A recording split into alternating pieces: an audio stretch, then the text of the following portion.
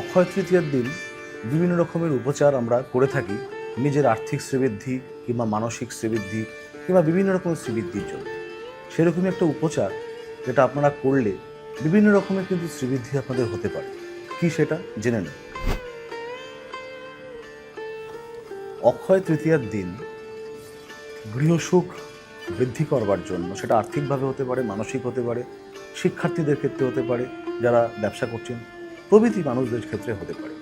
অক্ষয় তৃতীয়ার দিন তৃতীয়া চলাকালীন দিনের বেলা স্নান করে শুদ্ধাবস্থায় নিজের বাড়ির সিংহাসনে, যেখানে আপনার লক্ষ্মী দেবীর অধিষ্ঠান আছে কিংবা গণেশজির অধিষ্ঠান আছে, সেখানটায় অল্প একটু কয়েকটি আতপ চাল, একটু দুব্য, তার সাথে একটি কাঁচা টাকা, হলুদ এবং সিঁদুর মিশ্রিত করে এবং একটি কাঁচা হলুদ একত্রিত করুন হলুদ চেলি কাপড়ে কিংবা হলুদ যে কোনো কাপড় করে আপনার বাড়ির সিংহাসনের লক্ষ্মী দেবীর পায়ের কাছে সেটি অর্পণ করুন।